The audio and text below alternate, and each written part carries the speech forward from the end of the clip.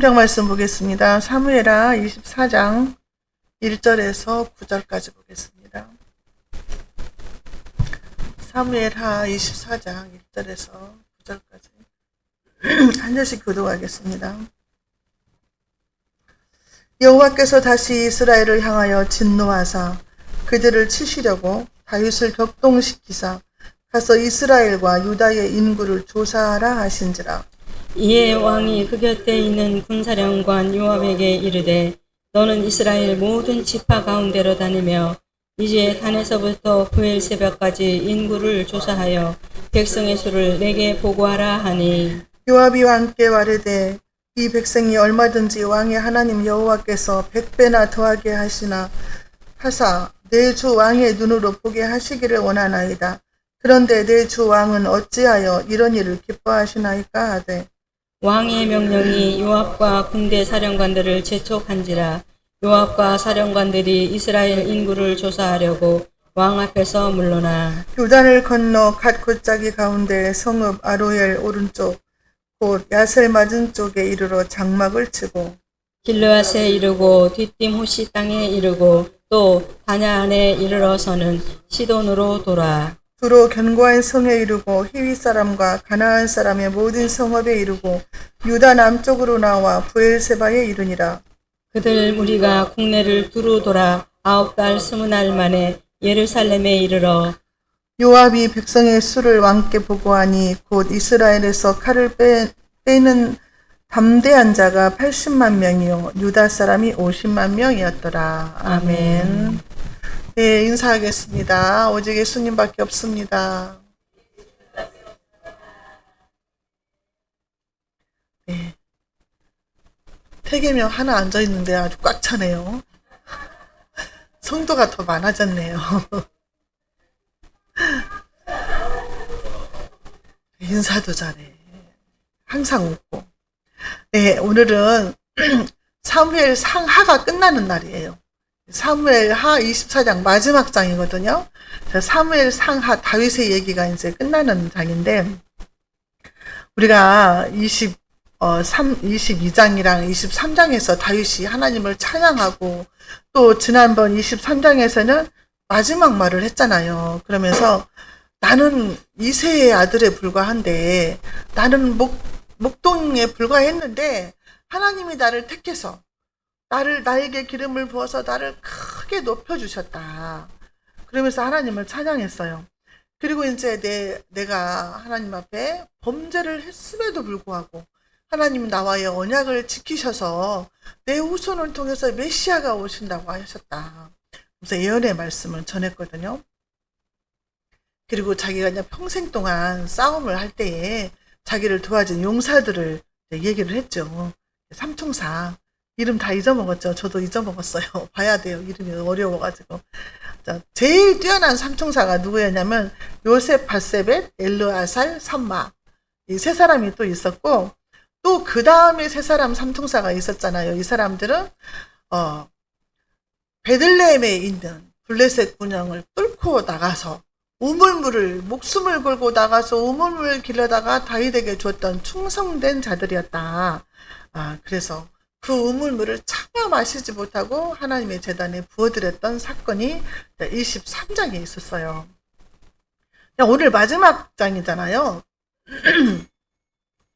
자, 그러면 사무엘 상하의 주인공은 누구일까요?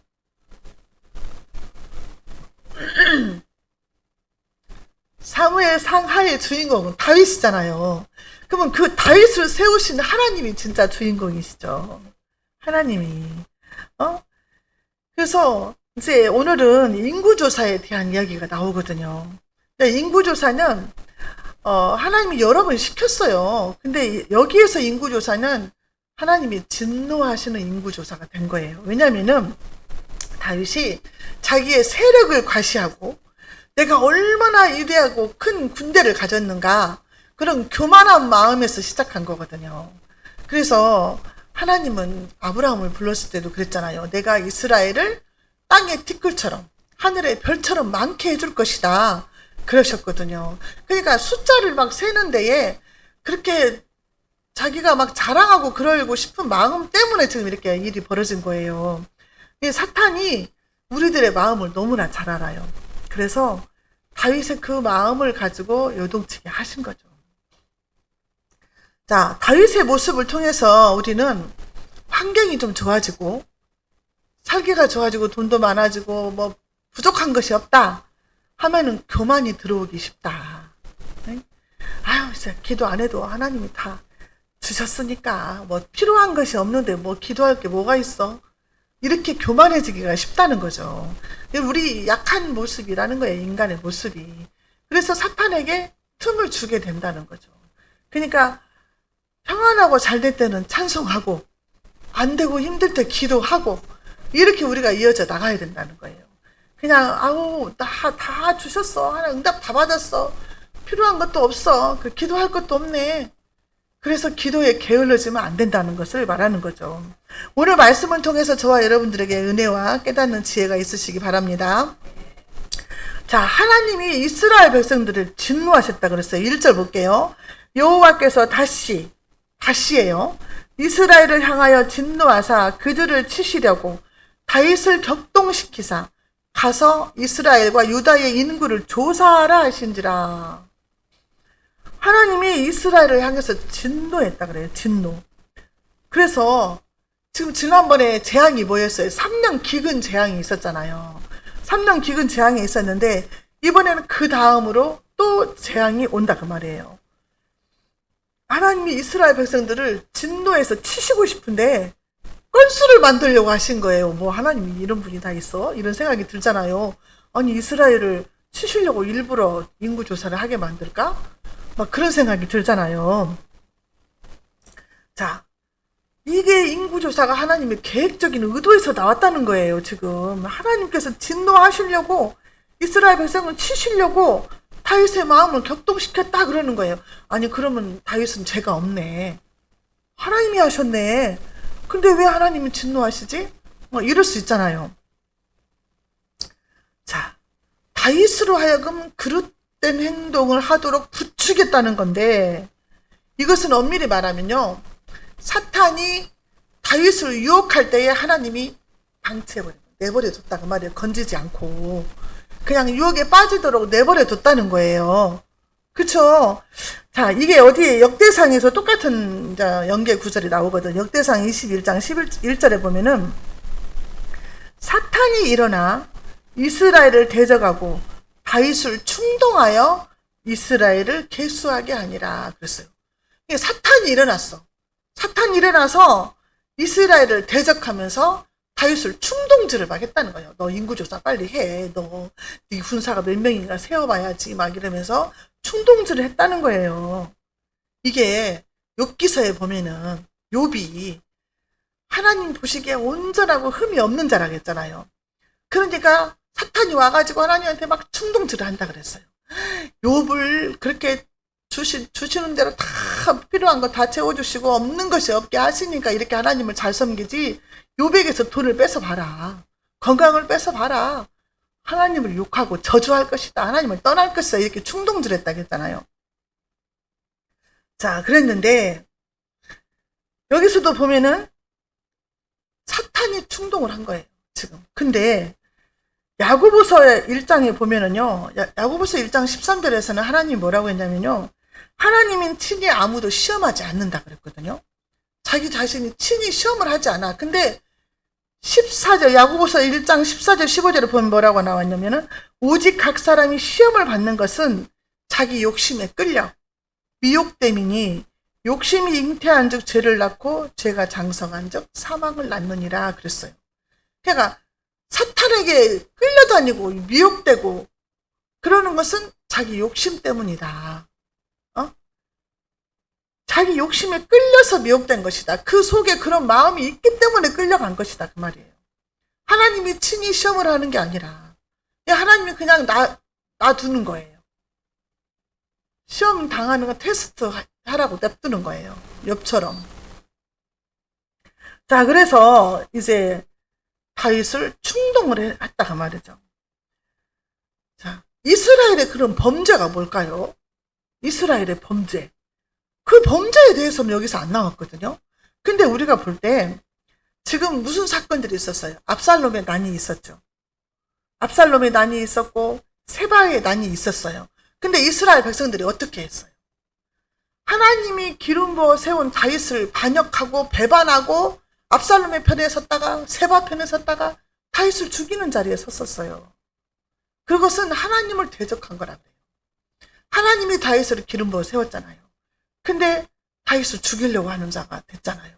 그렇기 때문에 이스라엘 백성들은 하나님에 대한 반역이었다. 이렇게도 해석을 한다는 거죠.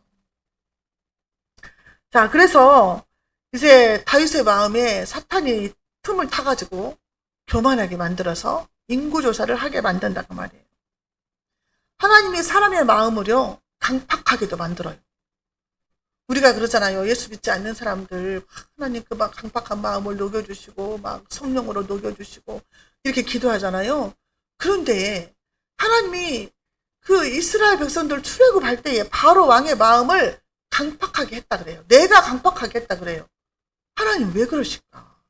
하나님은 바로의 마음을 강팍하게 해가지고 나의 표적과 이적을 그들에게 보여서 내가 진짜 하나님인 것을 보여주려고 그랬다. 그렇게 말씀을 하시거든요. 그러니까 사람의 마음을 강팍하게 하는 것도 하나님이 허락을 하시는 거예요, 지금. 그러니까 미워하면 안 되겠더라고요. 그렇게 전도해도 안 나오면 막 미운 생각 들잖아요. 그런데 하나님이 그 마음을 강팍한 채로 놔두는 거예요. 응? 그러면 이제 환란이 더 길어지지, 그 사람은. 이스라엘, 그 애굽 사람들처럼 10가지 재앙을 다 겪었잖아요. 근데 하나님이 진짜 하나님인 것을, 참 하나님인 것을 나타내고자 하신다는 거예요. 자, 2절에 이에 왕이 그 곁에 있는 군사령관 요압에게 이르되 너는 이스라엘 모든 지파 가운데로 다니며 이제 단에서부터 브엘세바까지 인구를 조사하여 백성의 수를 내게 보고하라 하니. 자, 인구조사 자체가 나쁜 것은 아니다 그랬어요. 왜냐면은 하나님이 출애굽기랑 민수기에서 인구조사 하라고 시킬 때가 많았어요. 왜냐면 인구조사를 해야 세금도 거두고 군사적인 목적도 있고, 우리도 인구 선세스 뭐 하잖아요. 인구조사 하잖아요. 인구조사 하는 자체가 나쁜 게 아닌데, 여기에서 인구조사는 하나님이 시킨 인구조사가 아니고, 그때 인구조사는 제사장들이 했어요. 하나님께 제사 드리는 거. 왜냐면은요, 출애굽기 30장 12절에 보면은, 네가 이스라엘 자손의 수요를 조사할 때에 조사받은 각 사람은 그들을 계수할 때에 자기의 생명의 속전을 여호와께 드릴지니 이는 그것을 계수할 때에 그들 중에 질병이 없게 하려 함이라. 그러면서 그 속전의 세계를요, 반세계를 여호와께로 드리고 그랬어요. 성소의 세겔로 반세계를 하나님께 드리는, 인구조사를 해가지고 세금을 하나님께 드리는 세금이 있어요. 반세기를 드리라 그랬다 그 말이에요. 이게 속죄의 제물이라 그 말이에요. 그렇기 때문에 하나님이 시켜서 제사장들을 통해서 인구조사를 했다 그 말이에요. 근데 여기서는 그 다윗이 하나님이 시키지 않았는데 사탄의 충동에 의해서 자기가 교만한 마음에 인구조사를 했는데 제사장한테 시킨 것도 아니고 요압 장군한테 시켜요. 자, 3절에 요압이 왕께 아뢰되 이 백성이 얼마든지 왕의 하나님 여호와께서 100배나 더하게 하사 내 주 왕의 눈으로 보게 하시기를 원하나이다. 그런데 내 주 왕은 어찌하여 이런 일을 기뻐하시나이까 하되. 하나님이 원하시면 당신의 인구를 100배나 더 많게 하실 수가 있는데 왜 인구조사를 하려고 하냐. 왜 이것을 기쁘게 여기고 인구조사 하려고 하십니까? 옳은 말을 한 거예요. 요압 장군이 직언을 한 거예요. 이스라엘은요, 하나님이 통치하는 신정국가예요. 그런데 지금 다윗이 내가 왕이니까 하고 지금 하는 거잖아요.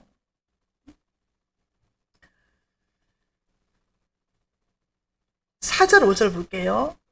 자, 왕의 명령이 요압과 군대 사령관들을 재촉한지라. 요압과 사령관들이 이스라엘 인구를 조사하려고 왕 앞에서 물러나 요단을 건너 각 골짜기 가운데 성읍 아로엘 오른쪽 곧 야셀 맞은 쪽에 이르러 장막을 치고. 이 부하들이 반대했음에도 불구하고 다윗이 고집을 부리면서 막 몰아붙인 거예요. 인구조사하라고. 그래서 시작을 했어요. 자, 하나님의 법과 사람의 법이 부딪힐 때는 어떻게 하라고 했어요? 하나님의 법과 하나님의 말씀의 법과 세상 법이 부딪힐 때는 우리는 누굴 따라야 돼요? 하나님의 말씀을 따라야 되거든요. 사람보다 하나님을 순종하는 것이 마땅하다. 사도행전 5장에도 그렇게 나와 있는데, 우리가 부당한 명령을 내렸을 때에 거부할 수 있는 그런 용기도 있어야 된다. 이번에 부당한 명령에 거부한 그 군대 장군들 막 다 이번에 다 승진하잖아요. 상급을 주잖아요. 그러니까 하나님이 명령했을 때 하나님이 명령했을 때 하나님 말씀에 순종을 해야 되는데 말씀이 먼저다 그 말이죠. 그러니까 모세 시대에도 그랬잖아요. 아들을 낳으면 죽이라고 왕이 명령을 했을 때 그 명령을 거부했잖아요. 거부하는 용기를 가졌을 때 그 집에 하나님 복을 주셨다 그랬잖아요. 그러니까 요압은요 끝까지 그 고집을 피우지를 못하고 왕이 명령한 대로 순종을 했어요. 자, 그래서 8절에 보면은 거의 10개월 동안 조사를 해요. 인구조사를. 그들 무리가 국내를 두루 돌아 9달 20날 만에 예루살렘에 이르렀다 그랬거든요. 거의 그러니까 9개월 20일 동안 인구조사를 한 거예요. 전국을 돌아다니면서 단에서부터 부엘세바까지 끝에서 끝에까지 전부 지금 두루 여러 사람이 다니면서 이제 한 거죠. 자, 그런데요. 역대상 21장 6절에 보면은 요압이 왕의 명령을 마땅치 않게 여겨 레위인과 베냐민 사람은 계수하지 아니하였더라. 그 숫자에서 빼버린 거예요. 레위인과 베냐민 사람을 숫자에서 빼버린 거예요. 요압도 꼴통이잖아요. 왕의 명령을 우습게 아는 사람이잖아요. 빼버렸어요. 그래서 몇 명이 계수가 됐냐? 9절에 요압이 백성의 수를 왕께 보고하니 곧 이스라엘에서 칼을 빼는 담대한 자가 80만 명이요 유다 사람이 50만 명이었더라. 그래서 총 130만 명이 됐다는 거예요. 이 사람이 칼을 빼는 자 20세 이상 전쟁에 나갈 수 있는 사람들을 계수한 거예요.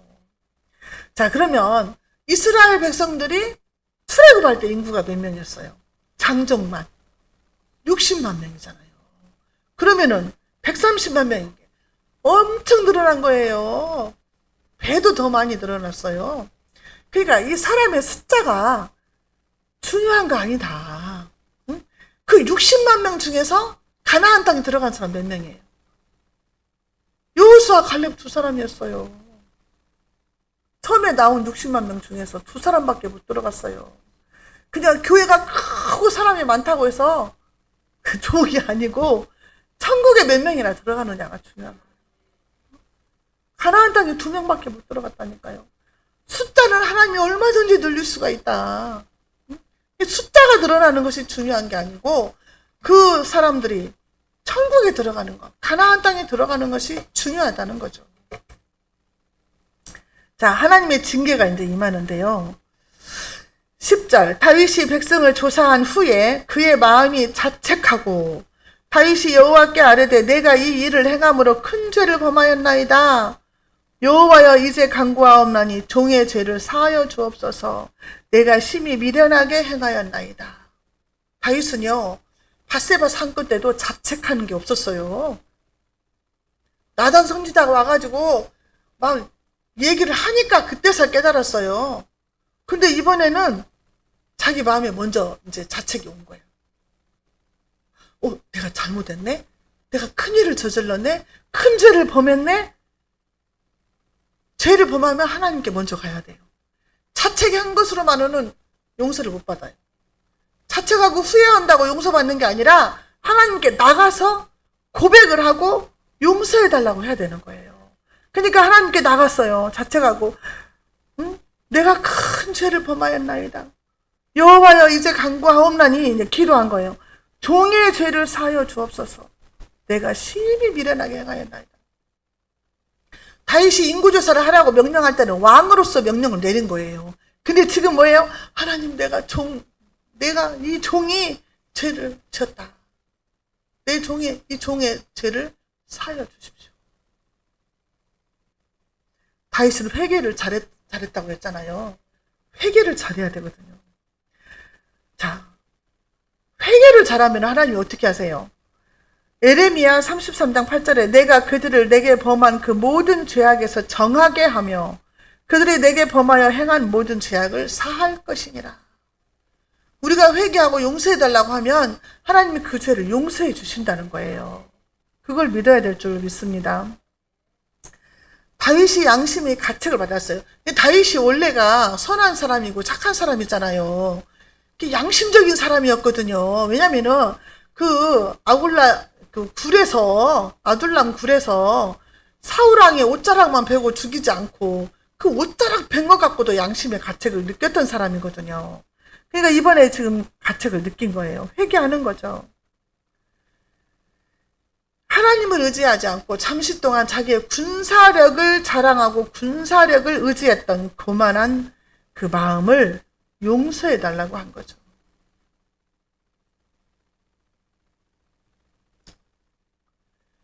하나님이 10달 동안 인구조사를 할 때까지 기다리신 것 같아요. 다윗이 인구조사를 시키고 나서 바로 회개한 게 아니라 거의 10달 돼가지고 조사 끝나고 나서 회개했잖아요. 그러면 하나님이 10달 동안 참고 기다리신 거예요. 네가 언제 깨달을래? 응? 언제 깨달을래? 네가 아니잖냐. 하나님은요, 우리 예수님도 그랬잖아요. 누가복음 15장에서 돌아온 탕자가 분명히 잘못된 길을 가고 있어. 근데 하나님 기다리시는 거예요. 그 아버지가 대문을 열어놓고 기다렸잖아요. 대문을 열어놓고 기다린 거 언제든지 들어와라. 기다리고 있다. 그럴 거잖아요. 하나님이 그런다는 거예요. 하나님. 빨리 돌아와. 어서 돌아오. 기다리시는 그 주님을 봐야 될 줄로 믿습니다. 11절에 다윗이 아침에 일어날 때에 회개하고 일어날 때에 여호와의 말씀이 다윗의 선견자 된 선지자 갓에게 임하여 이르시되 다윗은요 너무 복을 받은 사람이에요. 그 선지자 3명이 다윗을 정말 도와줬잖아요. 사무엘을 다윗에게 머리에 기름을 부었잖아요. 나단 선지자는 밧세바하고 동침하고 죄를 지었을 때 나단 선지자가 와가지고 책망을 했잖아요. 이게 책망하는 사람이 있어야 돼, 사실은. 책망을 했어요. 그 다음에 이번에 인구조사 때 잘못했을 때도 갓 선지자 하나님 보냈잖아요. 그러니까 책망을 해야만이 고쳐요. 그래서 변화가 된다는 거죠. 다윗이 회개 기도를 했을 때 하나님께서 그것을 들으시고 갓 선지자를 보내는 거예요. 다윗한테. 이게 응답인 거죠, 응답. 갓 선지자를 보냈어요. 자, 12절에 가서 다윗에게 말하기를 여호와께서 이와 같이 말씀하시기를 내가 내게 3가지를 보이노니 너를 위하여 너는 그 중에서 하나를 택하라. 내가 그것을 내게 행하리라 하셨다 하라 하시니. 자, 3가지를 보일 텐데 그 3가지 중에서 너는 하나를 택하라고 하라는 거예요. 자, 그 3가지가 뭘까요? 13절에 가시 다윗에게 이르러 이르되 왕의 땅에 7년 기근이 있을 것이니까 혹은 왕이 원수에게 쫓겨 3달 동안 그들 앞에서 도망하실 것이니까 혹은 왕의 땅에 사흘 동안 전염병이 있을 것이니까 왕은 생각하여 보고 나를 보내신 이에게 무엇을 대답하게 하소서 하는지라. 자, 여러분들 택해봐요. 7년 동안 기근이 왔다. 싫죠? 굶어 죽잖아요. 그러면 3달 동안 원수 앞에서 쫓겨다닌다? 다윗이 얼마나 쫓겨다녔어요. 사울왕이 막 3,000명 군사를 거느리고 쫓아다녔죠. 압살롬한테도 쫓겨다니고. 싫어요, 이것도. 그 다음에 사흘 동안 전염병이 온다? 우리 코로나 3년 갔어요. 다윗은 뭘 택했을까요? 다윗은요, 전염병을 택했어요. 사흘 동안 전염병 짭고 굵게 끝내자. 벌 받을 거 짭고 그냥 굵게 끝내자. 3년 기근도 겪어봤잖아요. 얼마나 힘든 거 알았잖아요. 그거 얼마나 원수한테서 쫓겨다녀봤어요. 그러니까 싫은 거예요. 근데 역대상 21장 12절에서는 7년 기근이 아니고 3년 기근으로 나왔대요. 그러니까 아마 333 해가지고 3년이 맞을 것 같다 이렇게 해석이 되어 있더라고요. 하나님께서요, 에레미야서나 에스겔서에서나 이스라엘 백성들이 범죄하면 4가지로 벌하겠다 그랬어요. 근데 여기서는 3가지예요. 4가지가 뭐예요? 칼과, 전쟁이죠. 기근, 그 다음에 살아온 짐승, 그 다음에 온역, 전염병. 4가지를 통해서 이스라엘 백성들을 벌하겠다고 이미 선포하셨거든요. 근데 이번에 3가지를 놓고 그 중에서 택하라고 하는 거예요.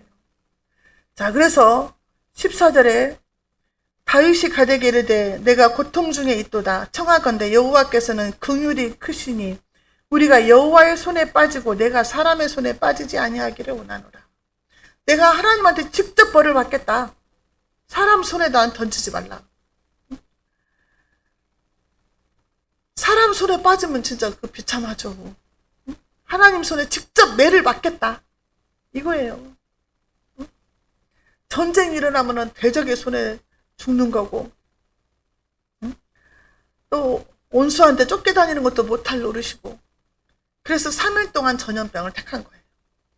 하나님은 분명히 다윗이 회개했잖아요. 회개했으니까 용서해 주잖아요. 회개하면 용서를 해주는데 대가를 치르게 하셔요. 꼭 다윗도 그랬잖아요. 여태까 대가를 꼭 치르게 하시더라 이 말이죠. 자, 그래서 15절에 이에 여호와께서 그 아침부터 정하신 때까지 전염병을 이스라엘에게 내리시니 다넷에부터 부엘세바까지 백성의 죽은 자가 7만 명이더라. 7만 명이 죽었어요. 와, 진짜 어마어마하게 죽은 거예요. 그날 아침부터 갓 선지자가 선포하고 그때부터 바로 전염병이 3일 동안 죽은 자가 7만 명이었다고 말해요. 어마어마하게 죽었다고 말해요. 자, 16절 천사가 예루살렘을 향하여 그의 손을 들어 멸하려 하더니 여호와께서 이 재앙 내리심을 뉘우치사 백성을 멸하는 천사에게 이르되 족하다. 이제는 내 손을 거두라 하시니 여호와의 사자가 여부스 사람 아라우나의 타작마당 곁에 있는지라. 아니 3일 동안 전염병을 내리신다고 했는데 하나님이 중간에 거두신 거예요. 그렇죠? 그날 아침부터 정하신 때까지 전염병을 내리셨는데 하나님이 여호와의 사자에게 이 사자는요 심판을 행하는 천사거든요. 심판을 행하는 천사인데 하나님이 뉘우치셨다는 거예요. 하나님은 후회가 없으신 하나님이시거든요. 실수도 없으신 하나님이시거든요. 이게 조직신학에서 뭐라고 하냐면 신인 동형 동성적 표현이라고 해요. 이 표현은 인간의 감정에 맞춰서 인간의 입장에서 표현을 한 거예요. 하나님은 뉘우치지 않는데 우리 사람 같으면 뉘우친다는 표현을 쓴 거예요. 그래서 이것은 하나님이 뜻을 돌이켜서 그 벌하는 것을 멈추게 하셨다는 거예요. 천사한테 이제 족하니 내 손을 거두라 그랬잖아요. 근데 그 천사가 어디에 섰다? 여부스 사람 아라우나의 타작마당 곁에 섰다. 다윗의 회개 기도를 들으시고 백성들이 죽어나가는 것을 보시고 하나님이 이만하면 됐다 생각하시고 재앙을 거두신 거예요. 그러니까 우리가 만약에 재앙을 당했을지라도 울고불고 막 기도하고 잘못했다고 떼쓰고 하면 하나님이 그때서라도 멈추신다는 거죠. 자, 아라우나의 타작마당에 선지라 그랬어요. 여부스 사람은요 예루살렘 성의 원주민이에요. 원주민.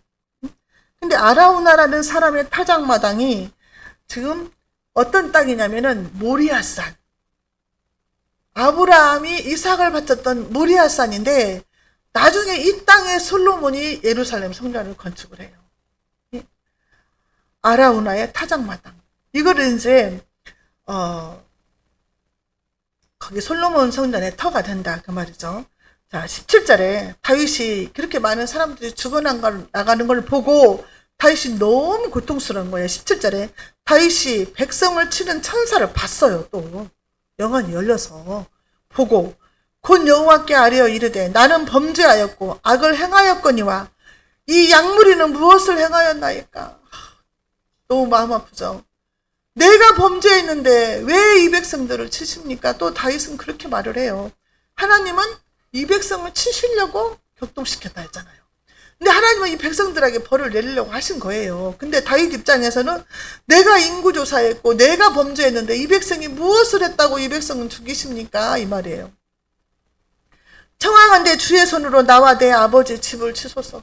차라리 나를 죽이소서. 내가 범죄했으니까 나를 죽이고 내 가족을 치소서. 이렇게 말하는 거죠. 너무 양심적이지 않아요? 자기 때문에 부하들 다 죽어가도 자기는 안 했다고 펄펄 잡아뛰는 사람도 있는데 그 사람들 다 살려주고 나를 죽이세요. 이렇게 말하잖아요, 지금.